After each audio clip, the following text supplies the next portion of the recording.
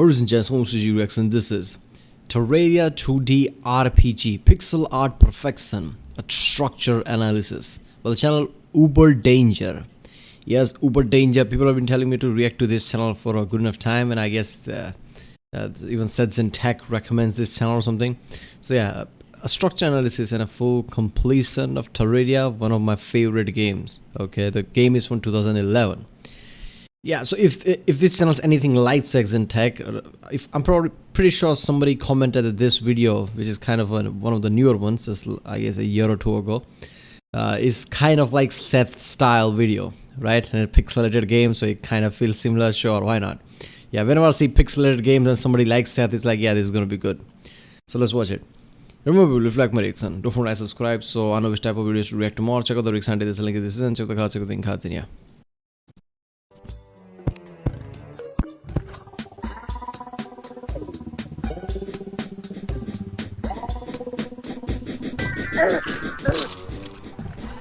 The fuck? Okay, so that's fucked up. Terraria is a game that, much like myself, is incredibly autistic, but... What the? That was just out of the blue. Something just... okay, so this is gonna be some difficult boss fight type of game?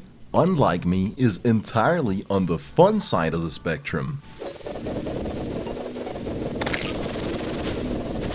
It's essentially 2D pixel art Minecraft with actual content, good content.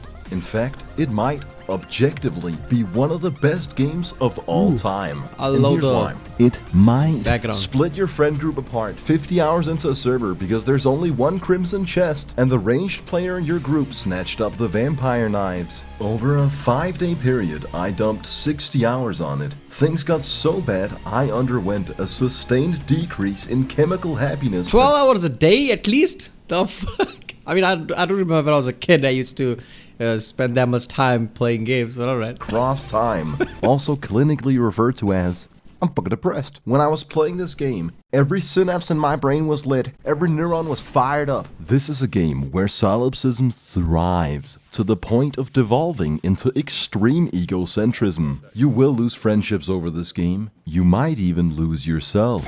Say you started a world with your friends, and one particular individual was to use a stack underflow to generate 999 pink dyes and bring in questionable amounts of honey from allegedly another world, so he could be unique and different with his little gay otherworldly honey house. It would be entirely appropriate if every other person on the server banded together and psychopathically enforced their own all-encompassing life philosophies. Immediately started clearing the bosses without Honey Boy and rigged his house with TNT, a pressure plate, and wiring to a sign that'll send him a server message saying no cheating. Then waited patiently for hours until the unsuspecting victim logged on to start clearing the first boss with his friends, joyfully entering his striking honey estate that he'd spent several hours of his life building. Everybody's it's really thanking easy. him.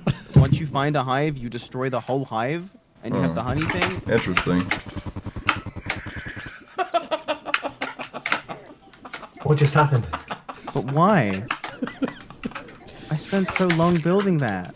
With were fake betrayed. honey from a different world.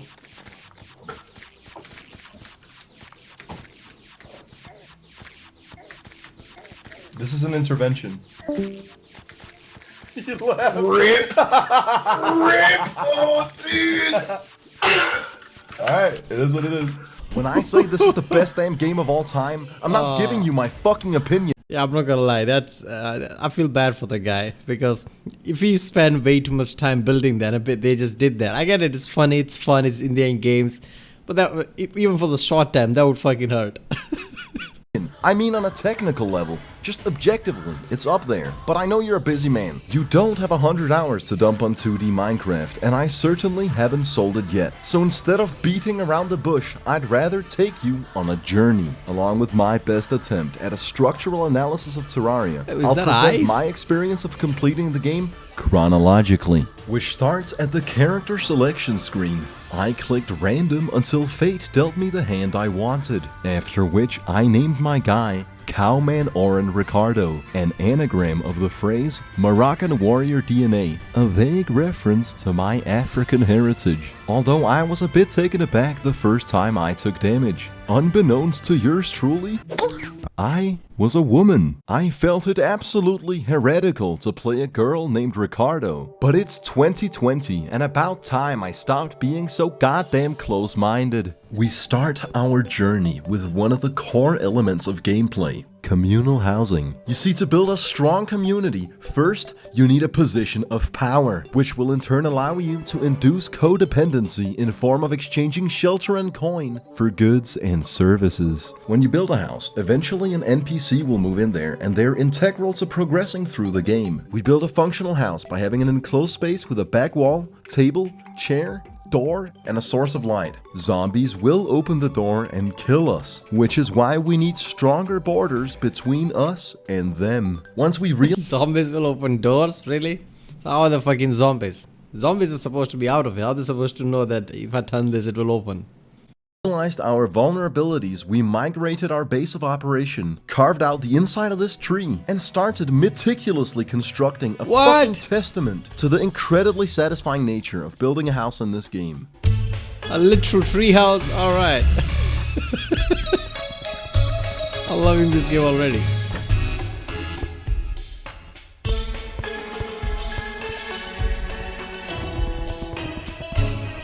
Okay, so you can build left and right without worrying about where you're building. Now this is where you can go mining underground and explore caves in search of better ore to make armor and weapons out of. Chests which can contain potions, weapons, and a multitude of other useful tools. We also need them to store shit and the certain death that awaits you. That is a legitimate way to play the game, but it is not an effective way to play the game. A meticulous Terraria player would know to save the mining for later, cause we'll be doing a lot of it, and instead go effortlessly chop down some cacti, which we craft into cactus armor, then travel to the edge of the map and interact with a sleeping fisherman. We complete his quest, which will allow the angler NPC to move into our village. You now have the meta NPC. Once a day you complete a quest for him, and in exchange he'll provide us with fishing gear and fishing potions, which we hold on to whilst yet again making our way to the edge of the world. I don't know why I'm surprised. I was just like, oh look at it, it has an RPG element. It says in the fucking title, Terraria 2D RPG. Alright, holy shit, so this game has this kind of open world feel to it, or open world basically, where you can build shit, fight bosses, do these RPG elements like quest and shit, you know, build an armor out of cactus. I mean, use the real world things, you know, basically, you know, for your any purpose, like making armors or shit, you know, carve out a tree and make a tree house. This is so good. Which is quite a trek. This game is utterly massive. I'm a bit overwhelmed, and this is only a medium-sized world. A world that is inherently rather unforgiving. Seeing as we are real gamers, we're playing on expert mode. You see, the quantity and quality of drops scale linearly with said unforgiving difficulty. It really is the only way to play the game, because it incentivizes you to play by the meta. And fishing in the ocean. Basically, that's the case with Borderlands 2, right? If I remember correctly. That the more harder difficulties, the more better the loot's going to be. So there's an incentive. It's not like, okay, most games are like, okay, which level are you? How much psychotically games you play, right? If you're too much of a gamer, like you play 8 hours a day for fucking past 10-15 years, definitely touch the last difficulty or something like that, like hardest, you know, deadly difficulties. Or maybe, you know, just go with normal if you're just a normal gamer. That's just to suit you. Then I guess after Borderlands or something, they just started to reward people. Like, okay, I just spent hours and hours just playing games. I'm playing on hard, but I'm not getting much reward out of that. It's just like just to suit people. Like an average gamer can play just as good as me, right? And get the same reward. Like, what's the point of me being this good? So Borderlands started to doing that shit. Like the more harder the difficulties, the more better rewards you get. Is by far the most overpowered early game strategy. It yields the Sawtooth Shark, which is a fucking chainsaw, the Shark Reaver, which is the best pre-hard mode pickaxe, so that's the next 15 hours of gameplay. It beats 14 different tiers of mining that we could have grinded like complacent little simps, but to be honest, I'd rather settle for the fastest mining speed and the best stats. Speaking of stats, we also fish Cactus until armor we and get chainsaw? the mini shark, an automatic assault rifle, along with enough loot crates to do an unboxing video. Then we excavate the area beneath our treehouse and begin an exploration of the underlying caves. We scavenge them for materials, which we use to construct essential crafting stations, such as a furnace, an anvil, the tinkerer's workbench, and the end statue, which I had to remove about 20 times throughout the playthrough, as I was uncomfortable with letting my friends finish whatever they were typing. And on a completely different note, Terraria allows for 5 different trinkets to be equipped. The further you progress, the more mobility and effects you get to stack, and it's incredibly satisfying. Currently, I can is an double jump RPG. with a cloud in a bottle and sprint with the sailfish boots. I'm also rocking a golden armor set and, dare I say, terrifying weaponry. We also got grapple hooks, which is objectively a great thing in every video game they've ever been in. Yes. Objectively. Did I say objectively? When the night of the blood moon came to terrorize our village, we desecrated everything. Grappling was a great features in any game. He's right. People bitched about it in Dying Light, but I'm like, yeah, fuck it. I don't care. I love the grappling. It just makes me feel like a god. With streamlined efficiency, we weren't just prepared, we were absolutely fucking qualified. And it was at this point I realized that in Terraria, a little fishing goes a long way. After the blood moon, we waited till the next that's an dawn eye? of night and summoned the first boss, the Eye of Cthulhu. Now, I did play this game 9 years ago, and no one felt it necessary to inform me that expert mode adds new attack patterns to some of the bosses. My friends believed it appropriate that I discover these things the fun way, the way the game developers intended. Bye. And that's only the first boss in the easiest section of the game. So we yet again went back to the meta, which in this case meant build. Yeah, see, there you go. Not just rewards, even the boss attacks are different. That is just incredible. I like how developers did that shit, not just scale up the damage or something like that. This is good. I mean, I like how people used to argue that playing games would basically make people stupid, right? It's just like they just imagine people just playing Mario or something. But games like this, where you have to remember the boss patterns while you're fighting the boss, like you have to actually remember every single moves before you can beat one boss. I mean, your mind gets stressed and fucked, right? I mean, if anything, you know, there was some study like people play games like this where you have to remember lots of things. Their brain actually improves.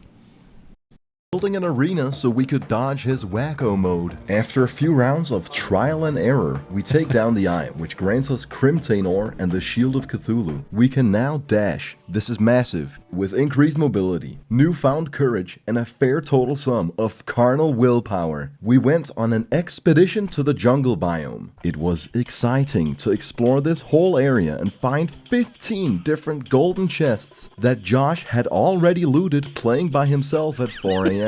You'll come to find that Josh's antisocial personality disorder would throughout our playthrough evolve from a mild nuisance to a metaphorical social hand grenade. And that's one of the things I love about this game. It will bring out the worst in you and pit it against the worst in others. If Josh's items were to mysteriously disappear out of his chests while he's at work, it sure looks to me like he should have used a safe instead of communally available socialite storage. But I digress. It was time to change I thought he was gonna say if Josh's character disappeared. And I love this. I love this game basically, makes you play with this kind of different people, your friends basically. And everybody has the same loot. So one guy can just loot fucking everything and nobody has shit left, right? So it creates this kind of social dilemma that you have to also, make up for. So like he said, there could be internal struggles. I guess he did say in the start of the video, right? Lots of friendship are gonna lose or something. Because this is just good, man. I like how the background looks, man. I don't know, there's not much of texture detail there, but just something, I guess, is the shades of lightning, but overall it just looks incredible backgrounds. Circumstances entirely, and surpass the peasantry of being limited by gravity. We combine bottled water, fire blossom, deathweed, blinkroot, and feathers to create gravitation potions, which when consumed will invert gravity. We soar to the skies to explore the Sky Islands. 1, go.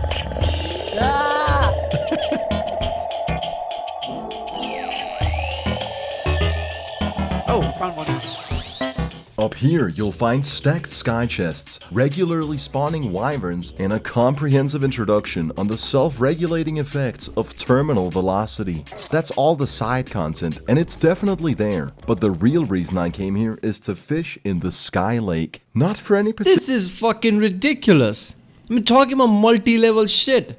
I mean, create a, anti-gravity potion, and holy shit, there's a whole thing up there where you can fight different dragon type bosses. There is a sky lake. If you dig in, there's caves basically, and there are things, there are bosses there too. Like everywhere you can find something. Like use your mind where you want to go, and you'll find something somewhere. This is really good. This gives from 10 to 11. Damn. No, I just came here for the atmosphere.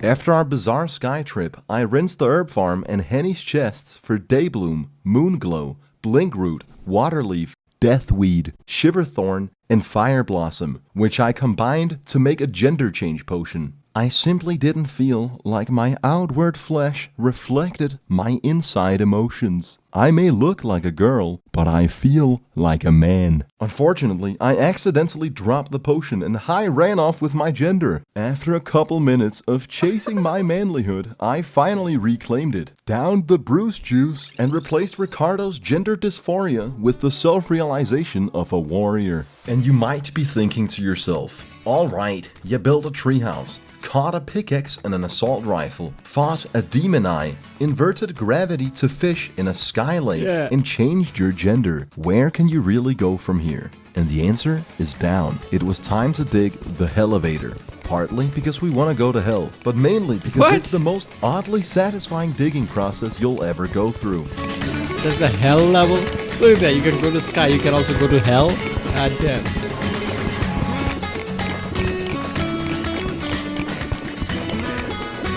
Is the water leaking out?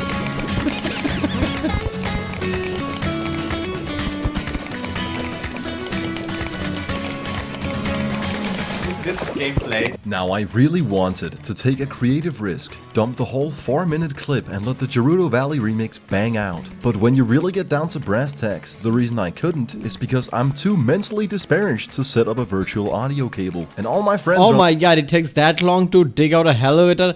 I guess the developers just imagine that, so people are just gonna go level by level. Every time they dig, they're gonna find these areas, explore those areas, loot that area, and it's gonna become a massive journey before you even reach the hellscape or whatever it is, right? So before you reach the hell area, you'd feel like a massive journey, like you went through a lot of shit, looted a lot of shit with all the caves and things, but they just went for it.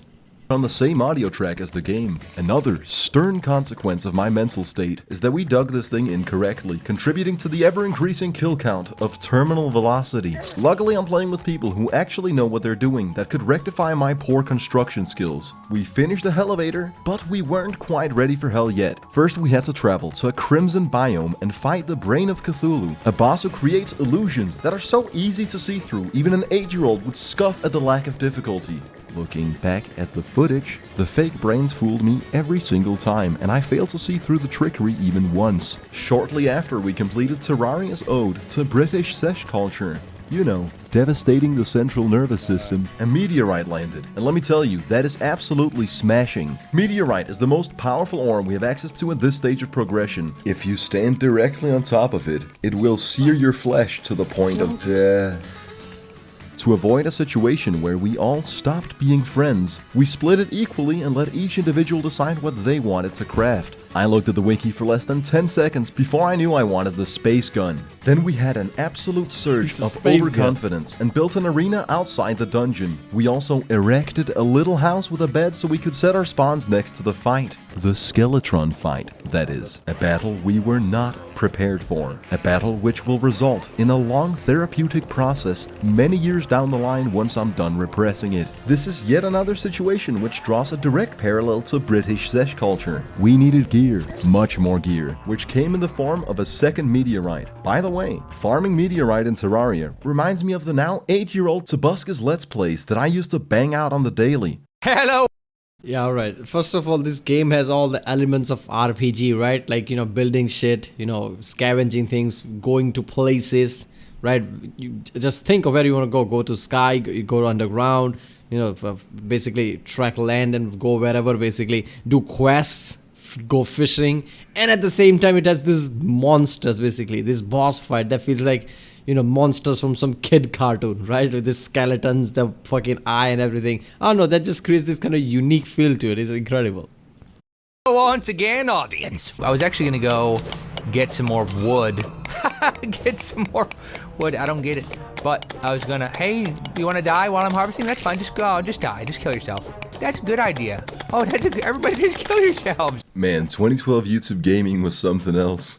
Anyways, with my newfound meteorite riches, I craft a full meteorite armor set, which reduces the mana cost of my space gun to 0. We take on Skeletron once more, and it dawns on us that our equipment was only part of the problem. As it turns out, the other half of our predicament was that we suck shit. But only losers stay on the ground. Real gamers rise up and take it on the chin. With a handful of attempts, we finally eradicate Mr. Bones, which grants us access to the dungeon.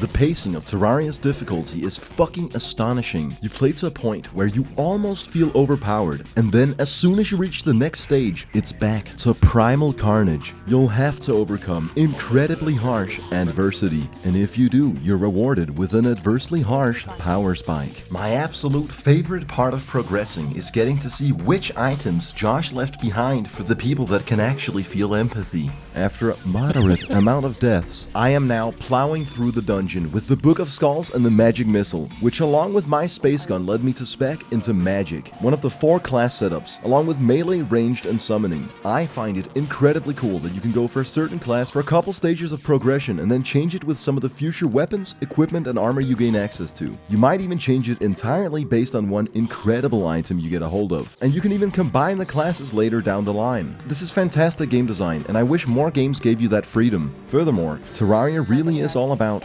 freedom of choice. Let's say, hypothetically, 2 of the 4 players exploring the dungeon got a hold of a shadow key, something which would allow us to open any shadow chest in the Underworld. Those 2 players would now have a choice to make. Do we go on a hellish expedition with our friends and share all the loot fairly, or do Josh and I do what anyone would have done given our circumstances? That was a rhetorical question. We, of course, rinsed hell for every single shadow chest. I did the entire right side of the Underworld, whereas Josh took the entire left side. You gotta look out for number 1. And the risk of social detriment is far outweighed. So he's doing the same shit his friend did before. Stay out the shadow key. Fuck it. Fuck everybody else. Let's just loot everything for ourselves. Made by the rewards. From Flamelash to Meteorite Bars to the Hellwing Bow and Cold Hard Cash. This shit is absolutely poppin', and I don't regret our choices in the slightest. By the way, the Underworld is one of my favorite visual aesthetics in the game. The backdrop is insane. You can screen cap any frame down here, and it's literal pixel art. I also love the dynamic of how you survive. With the current equipment, you literally go building to building, narrowly escaping hellbats that do an unreasonable amount of damage, scavenging for health potions, just clinging on to dear life. Unlike most games, in Terraria, you're heavily rewarded for breaking all the small destructibles. God damn it, this game is fucking well made. After rinsing the shadow chests, we dug out a Hellforge which we'd need in the future and made our way back to the surface. Involuntarily. Now, you've seen a lot of fighting, you've seen a lot of mining, but you've only seen a minor amount of building. One of the best parts of Terraria, considering that Josh literally has a manor, Henny's got her castle, and Barty has a floating honey house.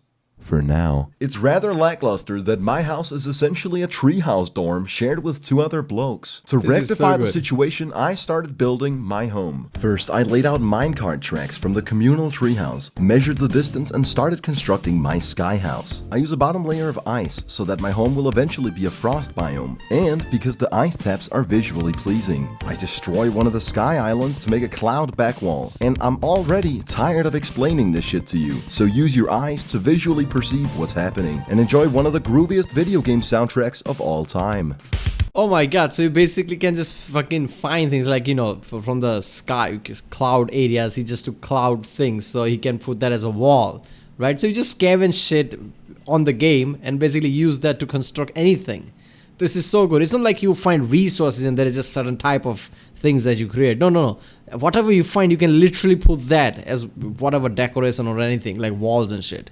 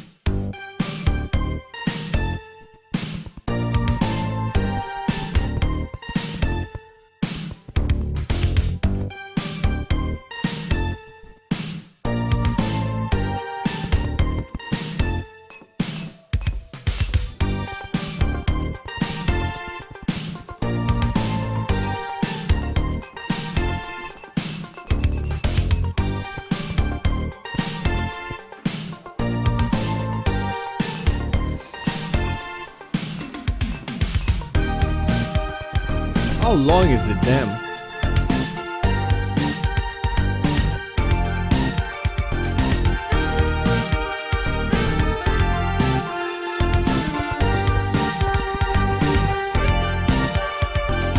Yo, what's popping? It's your boy, Cowman Oren Ricardo, and welcome to my crib. Let me show you around. This is my favorite part of the house, the roof. This is where the magic happens. It'll send you flying through the air on Mr. Ricardo's wild ride, which loops around and He sounds like a psychotic guy who has this kind of a weird, like, how Michael Jackson or Wonderland or whatever, that weird, contraption type of place. Is it ridiculous? You see that roof? That's my, pathway to the next contraption. and takes you right back to the Ice Annex, my crib's very own little frost biome. And if you actually traverse through it without too much rigor mortis, the wild ride continues. You'll go directly from soaring the skies to the Underground Express, officially the most convoluted, least streamlined way of accessing the elevator. Now what was that, like access. 40 seconds? I'll have you know, building it took many hours of my life, but they were hours well spent. Considering I have 162 hours on Hearthstone Battlegrounds, at least building a house in Terraria is a worthy way to spend my time. My sky house is stacked. He's like some country who basically, takes control of a certain route in some sea, right? Basically take the whole fucking thing and this is my route now, like strategic points. He's like, he created a whole house and created this kind of contraption that directly access the hell. With a dozen chests that are all entirely unorganized and filled with random shit I've just stashed in there. I also have my very own party girl living in the dungeon, and if I'd built the living room just a little differently, it would have spelled weed. But I'm not immature, so why would I do that? Building in Terraria is extremely fun, and the further you get, the more materials you'll have access to. Placing blocks is like a tiny little dopamine button. The stellar sound design and pixel art visuals constitute an incredibly engaging creative aspect, which is a breath of fresh air and a very welcome change of pace from progressing through the content. Speaking of which, we once more went back to the jungle biome and rattled the hornet's nest to fight the queen bee, the second last boss before the training wheels come off. Believe it or not, we're in the introductionary easy section of the game. Oh no. That's easy. I'm dead. Okay, let me go top. Oh. It's all you, Henny. What's this? There you go. Try wild, man. You're supposed to. So basically, any games like this you play, first time you're supposed to die. That's the game's thing.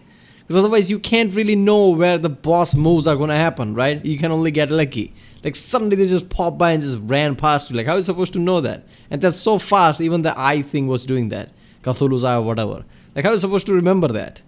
You have to die multiple times just to remember that. So game wants you to die at the start. That's the case, I guess.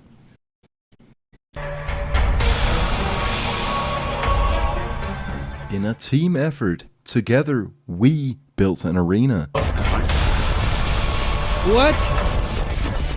Oh, this is some next level shit.